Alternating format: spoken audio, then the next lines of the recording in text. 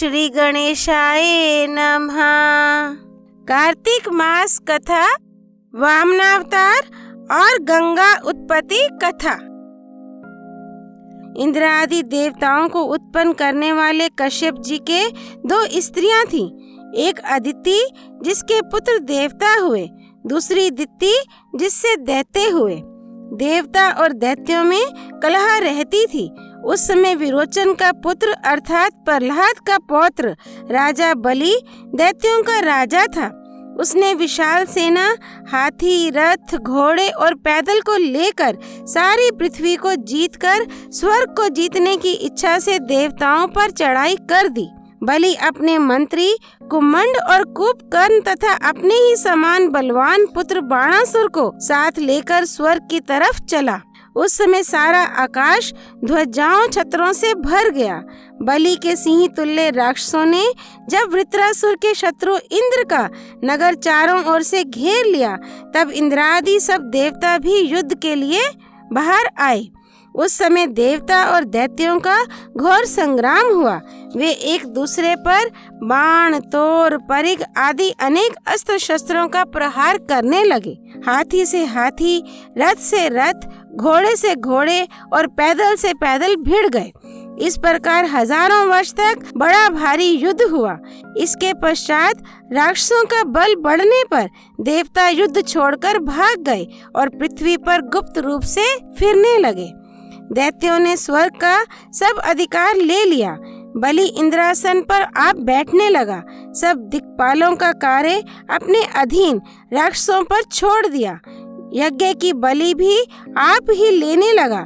अदिति अपने पुत्रों को शुभित देखकर अत्यंत दुखी हुई और अपना स्थान छोड़कर देवताओं की जय और दैत्यों की पराजय के निमित्त भगवान की तपस्या करने के लिए हिमवान पर्वत पर चली गई। कुछ काल फलाहार, कुछ काल सूखे पत्ते, कुछ काल पवन आहार किया, कुछ काल पांव के अग्रभाग पर खड़ी रहकर परमात्मा का ध्यान करती रही। देवताओं के निमित्त सहस्त्र वर्ष तक उसने दुष्कर तप किया। मायावी राक्षस ऐसा सुनकर देवताओं का रूप रख अदिति के पास आए और कहने लगे, माता, क्यों ऐसा दुष्कर तप करके दुख उठाती हो? आत्मघात करना सब शास्त्रों ने पाप बतलाया है। हम तुम्हारा दुख सहन नहीं कर सकते। माता के बिना पशु, सर्प आदि कोई भी सुख नहीं प्राप्त कर सकता। दरिद्री, रोगी, परदेशी सभी माता के दर्शन मात्र से सुख को प्राप्त होते हैं। माता से मनुष्य कभी विमुख नहीं हो सकता। जिसके घर में धर्मयुक्त माता नहीं, पतिव्रता स्त्री नहीं, उसका जीवन धिक्कार है। तुम अपने पुत्रों की रक्षा करो। परंतु ये सब कहने पर भी अदिति समाधि से चलायमान नहीं हुई तो राक्षस उसको मारने को उद्यत हुए। तब दैत्यों ने अदिति को जिंदा जला देने के लिए वन में अग्नि लगा दी, पर उस अग्नि से दैत्य लोग ही जल गए। अदिति को कुछ पता नहीं लगा। भगवान की तपस्या के बल से भगवान के सुदर्शन चक्र ने उनकी चारों तरफ से रक्षा की। ऋषि कहने लगे, हे सूत जी, अत्यंत आश्चर्य की बात है कि अदिति अग्नि से क्यों नहीं जली। सूत जी कहने लगे, इसमें आश्चर्य की कौन सी बात है? जिस भगवान के ध्यान मात्र से सब उपद्रव नाश हो जाते हैं, उसके स्मरण का कहना ही क्या कम है। जिस समय दैत्यों की जलाई हुई अग्नि शांत हुई तो भगवान कमल नयन शंख चक्र के धारण करने वाले स्वयं अदिति के सम्मुख आकर उपस्थित हो गए और कहने लगे कि हे देव माता, तुम्हारे इस कठिन आराधना से हम बहुत प्रसन्न हुए। तुम वरदान मांगो, कल्याण होगा। तब अदिति भगवान को प्रणाम करके उनकी स्तुति करने लगी। हे देव देवेश, आपको नमस्कार है। हे भक्त वत्सल मंगलात्मा, जिनको वेद और पंडित लोग नहीं जानते हैं, जिनका दर्शन सब उपद्रवों को नाश कर देता है, दया के समुद्र, जगत के परिपालक, आपको नमस्कार है। जिनके चरण कमल की सेवा करके भक्त लोग परम सिद्धि को प्राप्त होते हैं, उनको प्रणाम है। यज्ञ के पालक, यज्ञ में स्थित, यज्ञ के प्रबोध करता, पापी अजामिल जिनके नाम से परम धाम को प्राप्त हुआ, जिनकी माया के मोह में ब्रह्मा आदि देवता भी मोह को प्राप्त हो रहे हैं, उनको नमस्कार है। जिनके मुख से ब्राह्मण, भुजाओं से क्षत्रिय, जंघा से वैश्य और पैरों से शूद्र उत्पन्न हुए, जिनके नेत्र से चंद्र, मन से सूर्य, मुख से इंद्र तथा अग्नि, प्राण से पवन उत्पन्न हुआ, ऐसे भगवान को नमस्कार है। देवता, नदी, समुद्र आप ही हैं। आप परब्रह्म और जगत के मालिक हैं, इसलिए मेरे पुत्रों की रक्षा करें। इस प्रकार स्तुति करके अदिति कहने लगी, हे प्रभु, आप तो अंतर्यामी हो, सब कुछ जानते हो, मेरे पुत्रों को अकंटक राज्य दो। दिति के पुत्र हैं, इनको मारो नहीं, किंतु किसी और ही उपाय से मेरे पुत्रों का खोया हुआ राज्य दिलाओ। अदिति के ऐसे प्रेम भरे वचनों को सुनकर भगवान कहने लगे, हे देव माता, हम तुम्हारे पुत्र होंगे और तुम्हारे पुत्रों के संकटों को दूर करेंगे। अंत में तुम मेरे परम पद को प्राप्त होगी। अदिति कहने लगी, जिनके रोम रोम में ब्रह्मांड, जिनके स्मरण मात्र से मोक्ष प्राप्त होता है, उन त्रिलोकी के नाथ भगवान को मैं कैसे धारण कर सकती हूँ। भगवान कहने लगे, हे अदिति, भक्त लोग सदा ही मुझको धारण करते हैं। माता, पिता, गुरु और अतिथि तथा ब्राह्मणों का हित करने वाला सदा ही मुझको धारण कर सकता है। देवी, तुम पतिव्रता हो, मैं तुम्हारा पुत्र होकर शत्रु कुल का नाश करूंगा। भगवान ऐसे कहे और अपने कंठ की माला देकर अंतर्धान हो गए और दक्ष कन्या, देवताओं की माता, इस प्रकार भगवान को नमस्कार करके आश्रम में चली गईं। समय पाकर अदिति ने शंख, चक्र, गदा, पद्म, कमंडल धारण किए हुए, हजारों सूर्य के समान तेज वाले कमल नयन, पीताम्बर पहने हुए, मुनियों द्वारा स्तुति करने योग्य, सब लोकों के नायक भगवान को पुत्र रूप में देखा। तब कश्यप सहित सभी स्तुति करने लगे। संसार के कर्ता, सबके पालक, दैत्यों के नाश करता, भक्तों के प्रिय, सज्जनों के अन्नदाता, दुर्जनों के नाश करता, वामन रूप, धनुष, चक्र, खड्ग और गदा के धारण करने वाले, सागर में सोने वाले, करोड़ों सूर्य के तेज वाले, सूर्य चंद्र जिनके नेत्र हैं, मंदराचल धारण करता, हिरण्याक्ष का वध करने वाले, लक्ष्मीपति, पाप के नाश करता वामन, परशुराम, रामचंद्र और कृष्ण को नमस्कार है। जो कोई वामन जी के इस स्तोत्र को 3 काल पढ़ता है, उसको धन धान्य, आरोग्य से और संतति का सदा सुख रहता है। श्री वामन ऐसे वचन सुनकर बोले, पिताजी, हम प्रसन्न हैं, आपका कल्याण हो, आपके सब मनोरथ पूर्ण हो। हमने 2 बार आपके घर जन्म लिया, फिर भी लेंगे। इतना कहकर भगवान ने बाल रूप धारण कर लिया। उधर राजा बलि ने अपने गुरु शुक्राचार्य को आचार्य बनाकर बड़ा भारी यज्ञ आरंभ किया। यज्ञ में लक्ष्मी जी सहित श्री विष्णु जी को यज्ञ की हवि के लिए आह्वान किया। उसी समय भगवान वामन विष्णु ब्रह्मचारी का वेश बनाकर वहां पर आए। यज्ञ की हवि ग्रहण करने के लिए स्वयं विष्णु जी वहां पर आ गए। भगवान को देखकर ऋषि लोग ज्ञान दृष्टि से भगवान को पहचान गए। ऐसा देख शुक्राचार्य ने राजा बलि को एकांत में समझाया।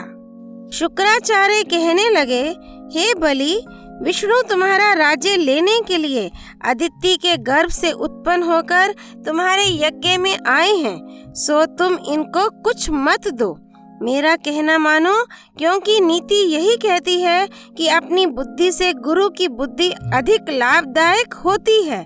जो शत्रुओं का हित करने वाला हो, उसका विनाश ही ठीक है। राजा बलि कहने लगे, गुरुजी, आप मुझको अधर्म की शिक्षा क्यों देते हो? घर पर आए हुए याचक को दान ना देना राजा के लिए कितने अधर्म की बात है। और यदि स्वयं विष्णु ही याचक बनकर मेरे द्वार पर आए हैं, तो इससे बढ़कर मेरे लिए सौभाग्य की क्या बात हो सकती है। मैं तो जितने भी यज्ञ आदि करता हूँ, केवल विष्णु की प्रसन्नता के लिए। यदि त्रिलोकी के नाथ स्वयं विष्णु भगवान मेरे यज्ञ में आते हैं, तो मुझको और क्या चाहिए। यह वटुक मुझसे जो कुछ भी मांगेगा, मैं अवश्य दान दूंगा। सूत जी कहते हैं कि इतने में वामन रूपधारी भगवान राजा बलि के यज्ञ मंडप में आ गए। तब बलि ने उठकर उनका स्वागत किया, अर्घ्य आदि देकर अति सत्कार के साथ हाथ जोड़कर खड़ा हो गया और कहने लगा, हे नाथ, आज मैं कृतार्थ हो गया। ये ऋषि लोग भी सब कृतार्थ हो गए।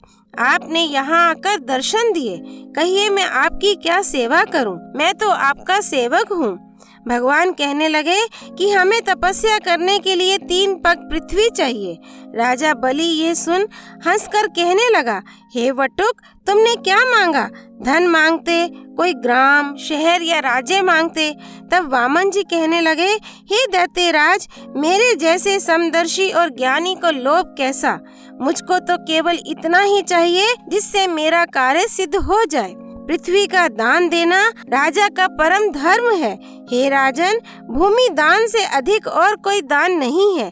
जिसने भूमि का दान दिया उसने सर्वस्व दान दिया। भूमि का दान देने वाला जन्म मरण से मुक्त होकर विष्णु के परम पद को प्राप्त हो जाता है। हे राजा, ये पृथ्वी कभी किसी के पास सदैव के लिए नहीं रही। आज मानधाता जैसे सारी पृथ्वी को भोगने वाले राजा कहाँ, जो इस चंचल लक्ष्मी के साधन से अपना सुमार्ग बनाते हैं, वही धन्य हैं। गंगा जी के तट पर जो कोई 100 अश्वमेध यज्ञ करे, उससे भी अधिक फल भूमि दान का प्राप्त होता है। और अधिक क्या कहूँ, भूमि दान से ना कोई अधिक दान हुआ है और ना होगा। मैं तुमसे एक इतिहास कहता हूँ। पहले ब्रह्म कल्प में भद्रमती नाम का एक ब्राह्मण था। उसके श्रुता, सिंधु, यशोमती, शोभा, कामिनी, मालिनी नाम की 6 स्त्रियां थीं और उनके अनेक पुत्र थे। दरिद्री भद्रमती के पास खान पान के लिए कुछ भी नहीं था। इस कारण वह स्वयं और उसकी संतान भूख से अति दुखित हो गए। भद्रमती विलाप करने लगा, बिना धन के मनुष्य का जीवन धिक्कार है। अतिथि पूजन और आचारहीन मनुष्य को धिक्कार है। मांगने वाले सुख रहित को धिक्कार है। गुण, विद्वता, अच्छा कुल, ये सब दरिद्री को शोभा नहीं देते। बेटा, पौत्र, भाई, शिष्य और दूसरे बांधव सभी दरिद्री को छोड़ देते हैं। दरिद्री मनुष्य मुर्दे के समान होता है। इस प्रकार वह बुद्धिमान भद्रमती अपने सब कुटुंब सहित कौशाम्बी नाम की नगरी में गया। वहां जाकर भद्रमती से सुघोष नाम के एक धनवान ब्राह्मण से 5 पग भूमि मांगी। ब्राह्मण ने उसको भूमि दे दी, जिसके प्रताप से सुघोष विष्णु के परम पद को प्राप्त हुआ और उस भद्रमती ने भी वह भूमि किसी दूसरे ब्राह्मण को दे दी, जिससे वह भी मोक्ष को प्राप्त हुआ। सो हे राजन, तुम भी धर्म तत्व को समझने वाले हो। मुझे भी 3 पग भूमि चाहिए, जिससे हम मोक्ष को प्राप्त करने का साधन करें। इतनी बात सुनकर बलि पृथ्वी के दान का संकल्प करने के लिए जल युक्त टूंटी वाला लोटा लेकर तैयार हो गया। तपोबल से शुक्राचार्य में अपना सूक्ष्म रूप बनाकर लोटे की टूंटी में बैठकर जल को रोकना चाहा। भगवान ने उनके मन की बात जानकर एक कुशा लेकर उसके अग्रभाग को लोटे की टूंटी के छिद्र में डाल दिया, जिससे शुक्राचार्य की एक आंख फूट गई और बलि ने 3 पग भूमि का संकल्प भगवान को दे दिया। उसी समय भगवान विराट रूप होकर ब्रह्मलोक पर्यंत बढ़ गए। विराट रूप भगवान ने 2 पैरों से सारा ब्रह्मांड नाप लिया। पांव के अंगूठे से ब्रह्मांड फूट गया। उस फूटे हुए मार्ग से बहुत से जल के स्रोत बहने लगे। विष्णु जी का पैर उस जल से धोया गया। निर्मल लोक पावन वह जल धारा का रूप हुआ। वह जल ब्रह्मादि देवताओं को पवित्र करता सप्त ऋषियों से सेवित सुमेरु पर्वत के ऊपर पड़ा, वही गंगा है। ऐसा अद्भुत कर्म देखकर ब्रह्मादि देवता, ऋषि, मुनि स्तुति करने लगे। हे सबके स्वामी अनंत मूर्ति, तुम्हें नमस्कार है। ब्रह्मादिकों से श्रेष्ठ अखिल रूपधारी परमात्मा रूप तुम्हें नमस्कार है। सब ओर से नेत्र, भुजा, सिर धारण करने वाले, सब कुछ जानने वाले तुम्हें नमस्कार है। इस प्रकार भगवान ने सब देवताओं को अपना अपना स्थान दिया और बलि को रसातल में भेज दिया। तब ऋषि पूछने लगे, हे सूत जी, भगवान ने बलि को घोर रसातल में क्यों भेजा? सूत जी कहने लगे कि अग्नि में बिना मंत्र जो हवन किया जाता है वह, तथा अपवित्रता से कुपात्र को जो दान दिया जाता है या हवन किया जाता है वह सब बलि को दिया। इस प्रकार भगवान ने देवताओं को सुंदर स्वर्ग और बलि तथा दूसरे राक्षसों को रसातल दिया और फिर भगवान वामन रूप हो गए। देवताओं तथा ऋषियों ने भगवान की स्तुति की। तब वामन जी तपस्या करने के लिए चले गए। इस प्रकार गंगा जी की उत्पत्ति हुई, जिसके स्मरण मात्र से सब पाप छूट जाते हैं। जिस मनुष्य के बाल, हाड़, नख, दंत, भस्म गंगा जी से स्पर्श करते हैं उसके सब पाप नाश हो जाते हैं और वह भगवान के परम पद को प्राप्त होता है। गंगा जल के बिंदु मात्र के सेवन से नरक का भय जाता रहता है। जो मनुष्य इस अध्याय को पढ़ता या सुनता है वह परम पद को प्राप्त हो जाता है। वामन अवतार भगवान श्री विष्णु की जय। गंगा मैया की जय। कार्तिक मास की जय। श्री हरि अर्पणमस्तु।